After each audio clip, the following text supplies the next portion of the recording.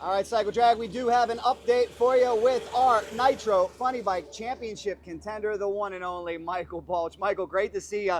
So I made the post yesterday. I was standing on the starting line, and your bike went through, looked like a clean pass, 6:47. We all looked at each other and said, holy moly, that's a new world record. But it turns out when you came back, the story was just a little bit different. Why don't you tell us what happened?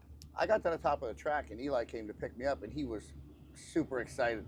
He's like, dude, you just ran a 6:47. I was like, no way. I mean, it felt good. It felt fast. You know, typically the smooth ones are fast, but I just didn't seem like a 47. But he said it said a 47. And then we got to the ticket shack, and it was a 6:97. Ah, so the lights were out on the scoreboard. Fake us out. You have the time ticket? I do. Show us the time.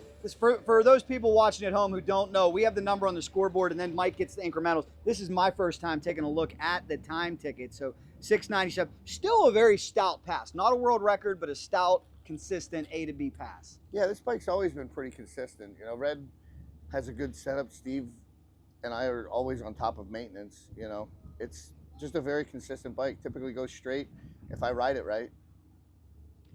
So that's the update for all you fans out there on social media. I know some of the Michael Balch followers were closely watching, hoping it was a world record. But hey, maybe someday, you know, maybe that might be the good Lord giving you a number to strive towards. Yeah, I don't think it's out of the question for a funny bike to run that time. Yeah. You know, just all the stars would have to align. The tune-up would have to be right. The air would have to be perfect.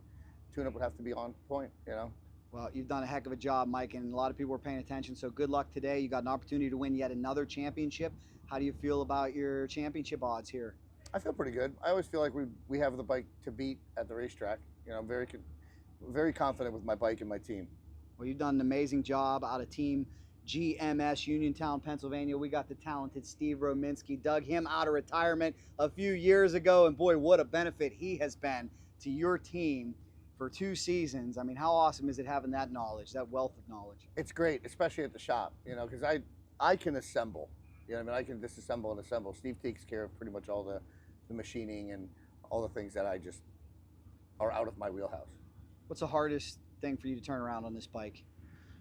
Oh, clutches. Clutches. Oh, clutches. They're so time consuming, and I'm blessed with Greg at the shop. You know, we have a clutch grinder that's cool. It's cooled, you know, so it's cooled, so it's not real dirty and dusty, but it's definitely time consuming. All right, guys, well, in the comments, wish him well, spread the news. Unfortunately, we did not have a record, but it was still exciting. It looked like a record from my vantage point. That's why I posted it up right away. But yeah, when I saw the video, everybody at the starting line was going nuts. Yeah. It looked like a 47. It looked like a 4. That's why you